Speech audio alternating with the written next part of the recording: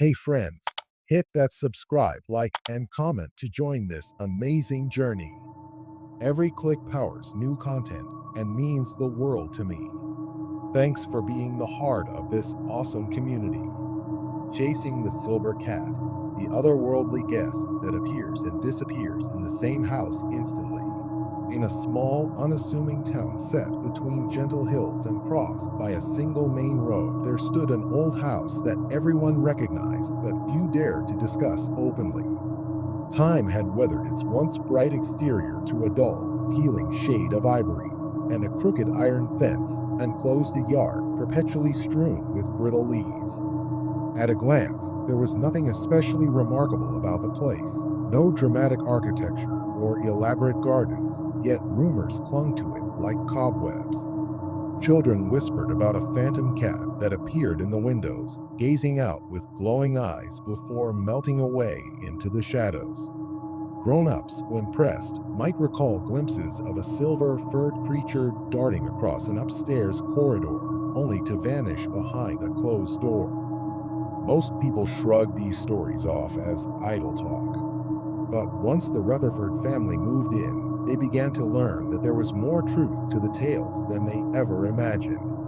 The Rutherfords, Travis, his wife Elaine, and their two children, Michael and Holly, had found the property at a bargain price.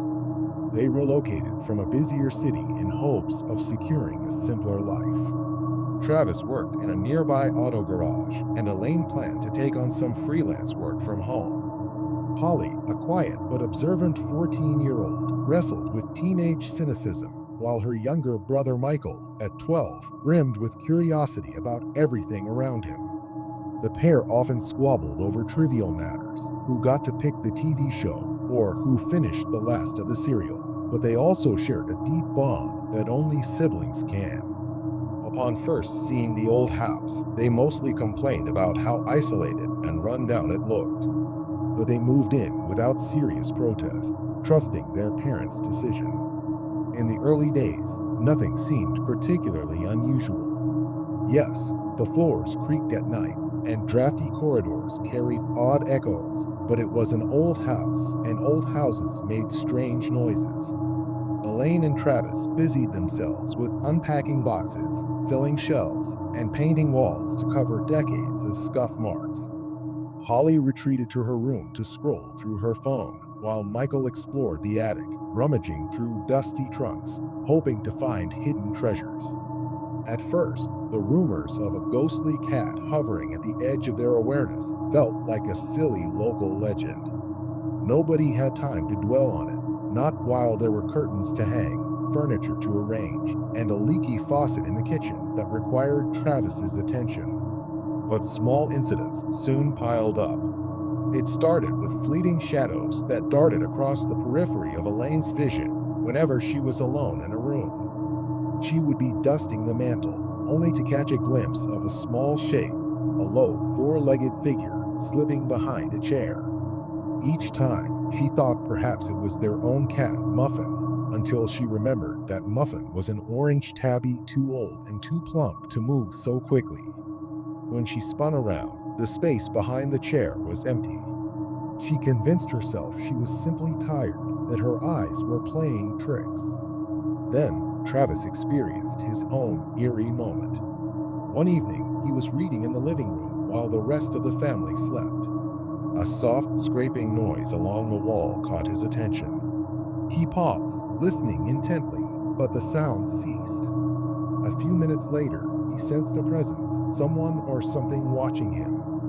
He set his book down and glanced toward the far corner, expecting to see Michael sneaking downstairs for water. Instead, he saw what looked like the tip of a slender tail curling around the edge of the sofa. Standing up to investigate, he found nothing there. For the first time, he felt a twist of unease in his gut.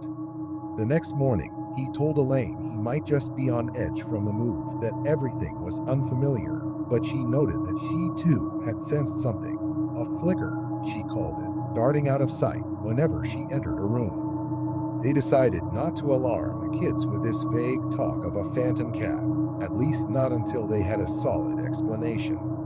Holly, for her part, tried to shrug off any mention of haunted happenings. She rolled her eyes whenever local kids asked if she'd seen the ghost cat. In her mind, such superstitions were for gullible children or imaginative adults who lacked better things to do. Yet she felt a creeping disquiet whenever she studied her reflection in the upstairs bathroom mirror at night. Sometimes she would sense movement behind her in that reflection. She would spin around, heart hammering, only to see an empty corridor. After a few such occurrences, she began leaving the hallway light on, telling herself it was just a precaution against stubbing her toe or bumping into furniture. Michael, meanwhile, found the rumors thrilling. When he heard from classmates that a silver cat supposedly haunted their home, he latched onto the notion that their house held secrets. He borrowed library books about ghost stories, pored over them in the evenings, and recounted the creepiest anecdotes to Holly, who pretended disinterest but sometimes listened with rapt attention. Their parents, noticing Michael's new obsession, gently cautioned him not to spend too much time scaring himself. Secretly, though, Elaine worried. The odd glimpses she and Travis had experienced weighed on her mind, and she didn't want her children becoming frightened of their own home. If there was truly a stray cat hiding in the walls, they would find it eventually, or so she told herself. The turning point arrived on a stormy night in late autumn. A fierce wind rattled the windows, and rain pounded the roof like drumming fingertips. Lightning burst through the clouds, illuminating the yard in brief, strobing flashes. The power flickered around 9 o'clock, snuffing out the living room lamp and leaving them with a single candle on the coffee table. Travis joked that they should tell ghost stories by candlelight. Holly rolled her eyes, but Michael's face brightened with excitement. Elaine, however, felt a sense of foreboding in the charged air. She couldn't stop thinking about the fleeting shapes she'd glimpsed. Something about the storm's intensity heightened her nerves. No one spoke for a long minute, listening to the rain's drumming. Then lightning flashed, illuminating the room brighter than any light bulb. In that split second, Elaine gasped. A small shape flickered across her vision, a cat perched on the windowsill, its fur shining a pale metallic silver under the stark brilliance. Before she could call attention to it, thunder clapped, plunging the room back into semi-darkness. When the next flash came, the cat had moved to the far corner, as though it could teleport between lightning bursts. Its eyes gleamed with a strange luminescence. Holly let out a choked cry, her skepticism evaporating. Michael clung to Travis's arm, while Travis fumbled for the flashlight. They all saw the cat clearly.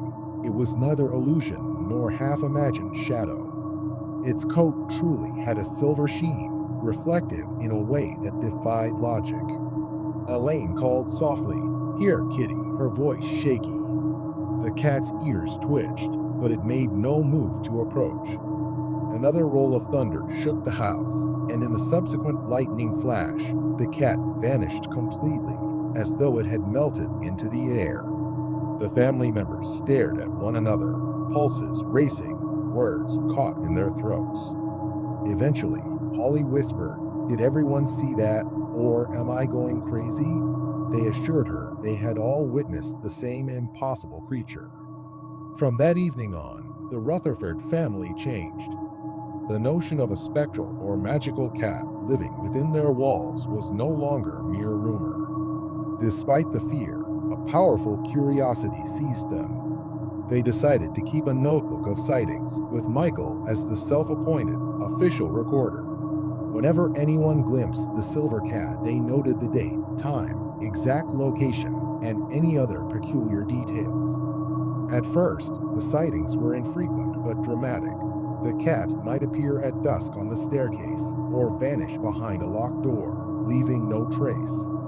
Rusty, their old orange tabby, hissed at corners and refused to enter certain rooms, suggesting that he sensed a rival presence. Elaine took to rummaging through the attic for historical documents, hoping to find mention of previous owners who had experienced a similar phenomenon. Her search yielded a musty trunk filled with letters and newspaper clippings spanning several decades. One letter, dated more than 40 years ago, referenced the persistent cat that simply appears and disappears, as though the walls hold no barriers for it. Another, older clipping spoke vaguely of a haunted property on Mulberry Street where a specter in cat's form roams at night. Elaine read these pieces with a mixture of wonder and dread, carrying them downstairs to share with Travis. If these accounts were to be believed, the house had played host to this silver cat for generations, long before the Rutherfords ever set foot in it. Holly's attitude began to shift. She was still scared, but she could not deny the cat's existence, and her curiosity warred with her instinct to hide under the covers. Late one night, she woke to find the cat curled at the foot of her bed.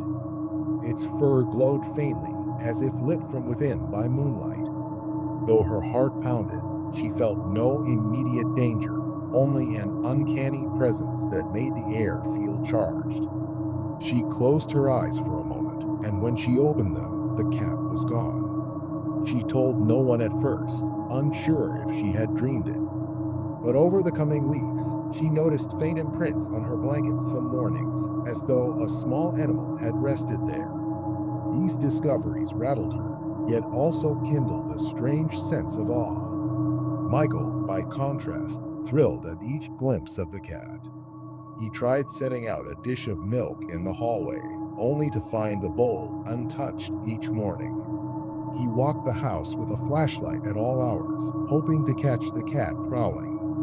Sometimes he heard a soft meow near a closed door, yet when he opened it, there was nothing inside but old furniture. Once, he traced the cat's prints in a dusty corner of the basement. They simply stopped halfway across the floor, as if the cat had vanished mid-stride. This basement, in fact, grew increasingly significant. The family discovered that the cat's appearances often clustered around the rickety stairs leading down to the old stone foundation. They began suspecting that the cat wanted them to investigate something below. But each time they gathered flashlights and overcame their nerves, they found only a dim, musty space cluttered with broken shelving, rusty tools, and piles of discarded boxes from the house's many previous occupants. One Saturday afternoon, Travis and Michael spent hours down there, tapping on walls in search of hidden compartments. All they achieved was a headache from the echo of their own knocks. Then a more substantial clue appeared, courtesy of a reoccurring phenomenon during thunderstorms. About a month after the first stormy sighting, another barrage of lightning and rain descended on the town. True to form, the silver cat emerged in the living room, this time pacing near the far wall as lightning flared outside. Elaine observed carefully, noticing how the cat often glanced at the floor. After the storm subsided, she examined the spot, a large, slightly warped floorboard. She insisted that Travis pry it up, ignoring his protests that she was chasing a fantasy. With a hammer and crowbar, they eased the board loose. Beneath it lay a hollow area containing a small metal box sealed shut with an old, rusty latch. Excited, they hauled the box onto the coffee table and forced it open. Inside were papers yellowed by time and a thin, leather-bound journal. The writing on the journal's first page identified it as belonging to someone named Annalise, who had lived in the house many decades prior. Flipping through the brittle pages revealed scrawled passages about the silver cat, describing how it appeared at night, phasing through doors and walls. The language grew frantic toward the middle, claiming that the cat was a guardian of a hidden path beneath the house, and that storms made it easier for the cat to move between worlds. The final entries suggested that Annalise believed the cat was not malevolent, but that it lured unsuspecting people to discover the gateway. After that, the pages became too damaged to read. The last line was barely decipherable. I dare not go any deeper. The cat beckons, but I know not what awaits beyond. A hush fell over the family once they finished reading. Michael's eyes sparkled with the excitement of an aspiring detective. Holly's throat felt tight. She doubted she wanted to see any gateway lurking under their home. Travis shook his head in amazement, and Elaine pressed her lips together, battling a mixture of fear and fascination. If the journal was true, and their own encounters gave it weight, there might be something truly extraordinary hidden beneath the floors or behind the walls. The notion that the cat acted as a sentinel for that place was both chilling and enthralling. They resolved to search the basement more thoroughly than ever. It took them several nights of moving old boxes, sorting through piles of junk, and shining flashlights into every crack. Initially, they found no secret door, no obvious passage. Yet the cat appeared repeatedly during these searches, lurking at the edges of the faint light, as if urging them onward. One night, as Holly and Michael scoured an especially dusty corner, Holly's foot slipped on a section of floor that sank slightly under her weight. She motioned for Michael to help, and together they discovered that the floorboard was loose. Beneath it, they detected a void, an empty space extending deeper than they expected. Travis was summoned, and with Elaine's help, they pried away a large section of the basement's wooden flooring to reveal a crude stone staircase spiraling into darkness. A breeze of stale, cool air wafted up at them, carrying the scent of earth and dampness. No official record of the house had ever mentioned a lower level, and yet here was the evidence. The cat appeared at the top of the newly discovered stairwell, its silver fur catching the glow of a single bare bulb in the basement ceiling. A soft meow echoed in the gloom. Then it descended the steps, disappearing into the pitch black. Michael's eagerness wavered. Exploring an unknown underground area under their old house felt suddenly dangerous. Holly's knuckles turned white around her flashlight, but she insisted she would go down.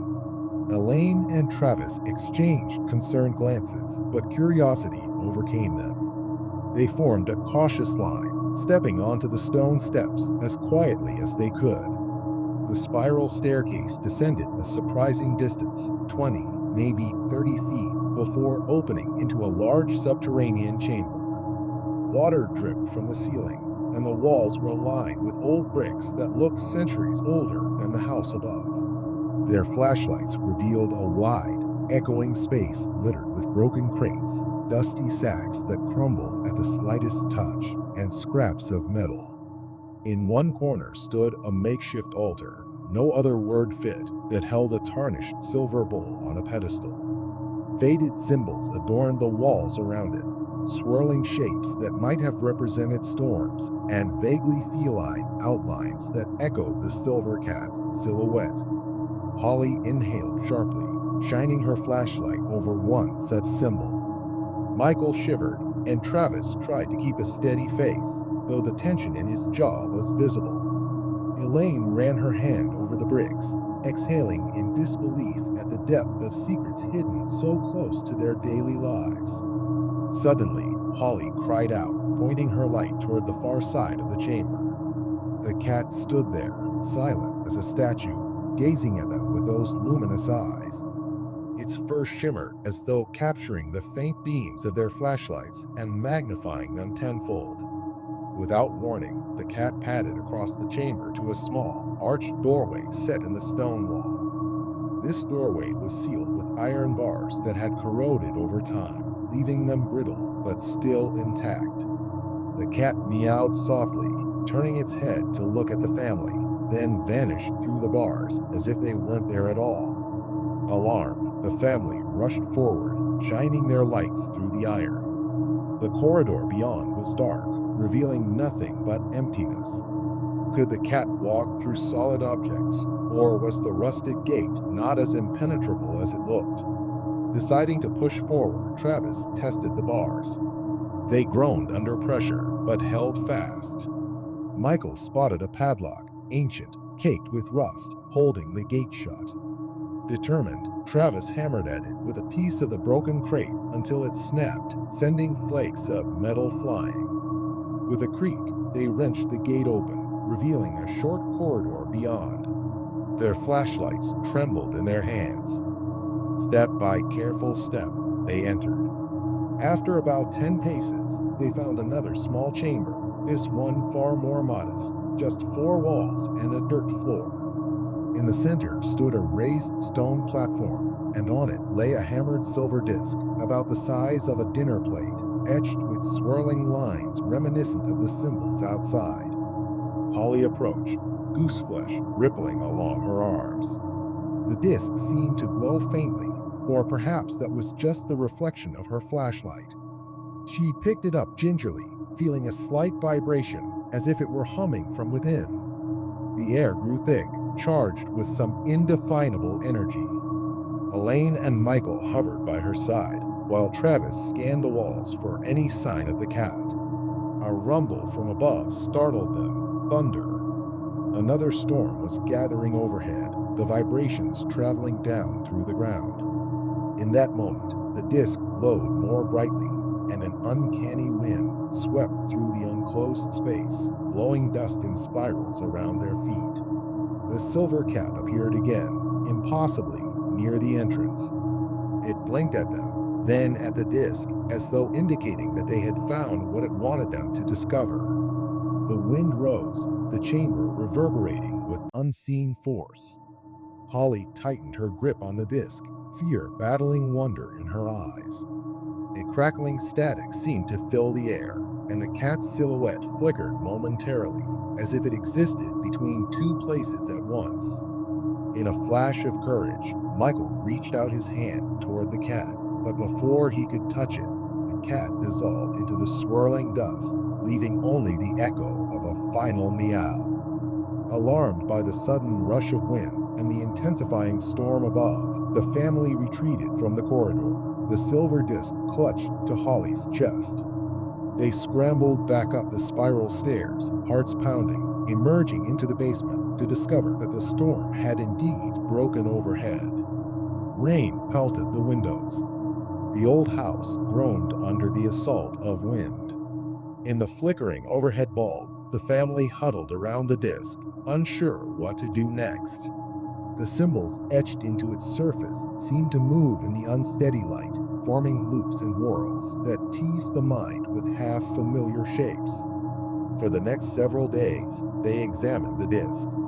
In certain lights, the surface shimmered with the same eerie luster as the cat's fur. Travis joked grimly that perhaps it was forged from the same material. Holly insisted on keeping it in her room, partly out of a sense of newfound responsibility, and partly because she felt an inexplicable connection to it. The cat's sightings grew less frequent, though it still appeared occasionally, lurking near doorways, darting around corners. Each time, it seemed to watch them with expectation, as though waiting for them to unlock the next piece of the puzzle. Yet no new revelations came. The hush of unanswered questions weighed heavily. Finally, one evening, the disc itself offered a clue. It was a quiet night, no storms in sight, and the family was gathered in the living room, flipping through television channels. Holly suddenly gasped. The silver disc, resting on the coffee table, glowed with a soft radiance. No one had touched it. Bewildered, they leaned in as tiny motes of light drifted off the surface like sparks. Then a gentle breeze stirred the curtains, though no windows were open. In that stirring air, they sensed a presence. Sure enough, the silver cat emerged from the hallway, crossing into the living room with measured grace. The family froze, breath-catching. The cat hopped onto the coffee table and sat beside the glowing disc, tail curled around its paws. Holly clenched Michael's hand in fear and awe. Lightning flashed outside, though the forecast had mentioned no storms. Thunder rumbled softly, as though from a great distance. The disc flared brighter, illuminating the cat's fur until it almost blended with the radiance. Elaine felt a surge of energy in the air, and the next instant, the living room walls seemed to shimmer and distort. For a surreal moment, the space around them rippled like a reflection in disturbed water. They glimpsed a corridor of dark stone, reminiscent of the subterranean chamber, superimposed onto their surroundings. Then, just as suddenly, the vision snapped away. The disk's glow faded, the cat's ears twitched, and the storm-like energy dissolved. The living room returned to its normal, slightly shabby state, the only evidence of something unusual being the hammering of each person's heart and the cat's unblinking stare. No words were spoken as the cat slipped off the table and walked into the hallway. The moment it turned the corner, it vanished. The family sat in stunned silence. They understood on some primal level that they had brushed against a boundary between worlds. The cat, it seemed, was a guardian or harbinger of an interstice where reality thinned. Whether that threshold opened deeper into the earth or outward to another realm altogether, they could not say. They didn't know if stepping fully through that doorway would lead to wonders or horrors. They only knew the cat had come to them for a reason. Over time, they learned to live with the mystery. The silver cat still appeared, but less often, as though satisfied that the family had grasped something essential. Perhaps it had wanted them to discover the hidden chamber and remove the disk. Perhaps it was waiting for the moment they might be brave or foolish enough to step fully through that shimmering vision. Every so often, they ventured back into the underground space. While the memory of their near-portal encounter was fresh, they found no further passages. The cat never led them beyond the corridor with a rusted gate, and the disk, though it sometimes glowed or vibrated faintly, never again produced such a dramatic rift in the walls of their reality. Holly grew bolder, telling a few close friends snippets about a weird old cellar beneath her house, but never daring to reveal the full truth. Michael wrote endless notes in his ghost hunting journal, creating theories about interdimensional gates and feline protectors. Travis and Elaine maintained a calm surface for the kids' sake, but in private moments, they shared anxious glances. They felt as though they were living atop a hidden labyrinth, uncertain if it might one day breach into their daily lives again. Yet, they also felt a sense of wonder, a recognition that the universe was larger and more mysterious than they had ever believed. They had beheld a phenomenon that no rational explanation could fully dispel. Gradually, the house seemed to settle. The cat's appearances tapered off. Rusty returned to sleeping peacefully, no longer staring at empty corners with hackles raised. The disc was stashed in a closet, safely wrapped in cloth, so that visitors wouldn't stumble across it. Though the family sometimes debated turning it over to a museum or historical society, they hesitated, unsure how to explain its significance. Eventually, the worn box of documents found under the living room floor was donated to the local library's archive, minus the pages referencing the cat's supernatural nature. Elaine felt oddly protective over that knowledge, as if it belonged only to those who had experienced it firsthand. Occasionally, rumors still circulated through town. A passerby might claim they saw a glint of silver fur in an upper window of the Rutherford house. Children dared each other to toss pebbles at the iron fence, then run away giggling, claiming to have heard a cat's eerie yell from within. But the Rutherfords no longer paid these rumors much heed. They had lived the truth. The cat was real, and it transcended the typical boundaries that anchored ordinary life. Whether it was a ghost, a spirit, or a guardian of some cosmic threshold, they couldn't say. All they knew was that it came without malice, guiding them just far enough to glimpse something beyond mundane sight, then drifting away, leaving them with a lingering echo of possibility. Some nights, Elaine or Travis would wake in the small hours before dawn, stepping quietly to the window to watch the pale moonlight washing over the yard. They would wonder if the cat might appear once again, silver fur gleaming like polished metal in the lunar glow. And though they never witnessed it outside in those still moments, they occasionally sensed a soft presence drifting through the halls. Once or twice, Michael and Holly heard faint scratching at the basement door after midnight, but nothing tangible came of it. Like a story whose final chapter is left deliberately incomplete, The cat's visits became part of the house's ongoing tapestry of secrets. Years later, if asked about the place, Elaine and Travis would exchange cryptic smiles. They might casually remark that the old house had character and that occasionally odd things happened. Holly and Michael, grown older, each harbored memories of discovering the hidden cellar, the swirling discs of light, and the cat appearing in flashes of lightning. For the rest of their lives, they would carry a sense of humble awe, knowing that their childhood home had brushed against another dimension, that a silent guardian in feline form could slip between worlds as easily as stepping through a door. And though their recollections would blur over time, they never doubted what they had seen, nor the hush of reverence it left in their hearts. In the end, the story of the silver cat transcended the usual ghost lore whispered by neighbors. It became a personal legend for the Rutherford family, woven into the rooms they slept in, the furniture they touched, the basement they still sometimes explored with a mixture of excitement and caution. Each squeak of a floorboard or flicker of the light carried a hint of anticipation, recalling how a silent, luminous creature had once guided them deeper and deeper into hidden corridors. And in that labyrinth beneath the house, they had discovered not only a series of cryptic symbols and decaying relics, but a glimpse into the vast unknown that lies just beyond the edges of comprehension, a realm where a cat might step through stone walls, vanish into thin air, and call forth lightning from the sky to illuminate truths unseen. Though the cat rarely manifested again, the impression it left was enduring.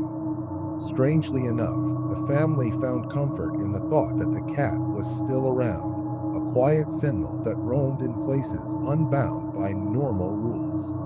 Whenever storms brewed on the horizon, they felt that familiar crackle in the air and remembered how the cat's silver fur caught the flash of lightning. The fear they once felt softened into respect, an acknowledgement that some mysteries defy tidy resolutions. Perhaps the cat had merely wanted them to know it was real, that the hidden basement existed, and that their home perched atop layers of history and possibility. Life went on. Travis fixed cars, Elaine wrote articles and managed the household. Holly grew more practical, yet kept a reflective side that occasionally surfaced, and Michael fed his imagination with new passions in science and art. Yet behind each daily routine, they carried the memory of the nights the silver cat appeared and the silent wonder it had left behind. The intangible presence that once unnerved them became an almost comforting reminder that reality was bigger than the day-to-day tasks that consumed their time. And while they never fully solved the riddle of what lay beyond the archway in the depths of the house, they sensed that the cat would be there, awaiting them, if they ever dared to journey further. Once in a rare while, a friend or relative staying overnight claimed to see a flicker of silver in a corridor or hear faint purring near a locked door. The Rutherfords would exchange glances but offer no concrete explanation, content to let the experience speak for itself. If pressed, they might say something like, "There's an old story about a cat that can appear and vanish in this house. Maybe you glimpsed it." And usually, that was enough. Over time, the legend of the silver cat might fade outside those walls, but inside, it remained an integral thread of their family's story. Eventually, the children grew older and left for college, then jobs elsewhere. Travis and Elaine stayed on, maintaining the house, living out quiet days that were peppered with occasional recollections of that tumultuous chapter in their lives. The basement remained, as always, an intriguing labyrinth layered with secrets, though the couple rarely ventured down except to retrieve seasonal decorations or store old belongings. Yet, whenever Elaine did step into that subterranean chamber, she felt the hair on her arms prickle, recalling the swirling energies and the cat's luminous eyes. She would stand there for a minute, half expecting to see movement at the edges of her vision. Sometimes she did sense a shape flicker by, and a familiar, gentle purr teased the edge of her hearing. That was enough for her. Enough to know that the cat was not gone, merely waiting in the shadows of the house it had seemingly claimed as its domain. Enough to remember that once, the boundaries between worlds had trembled like the surface of a pond, and she, along with her family, had peered beneath those ripples. They had emerged intact, carrying a secret that few would believe. The silver cat, for its part, had left them with just as many questions as answers, encouraging them to accept that not every riddle is meant to be solved. And so the story remains. In a quiet town, in a simple old house with peeling paint and an iron fence, the Rutherford family found themselves host to a guest beyond ordinary comprehension. A cat with shimmering silver fur wandered their halls, appearing in locked rooms and vanishing at will, leaving footprints that faded before the eyes of onlookers.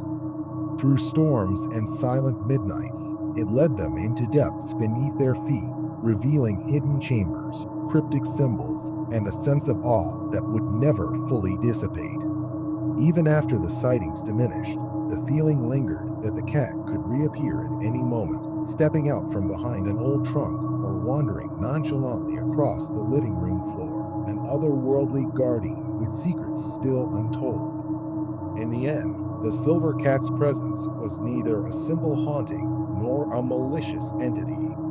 It was something older and stranger, a reminder that sometimes the walls that divide worlds can be traversed by those who know the pathways.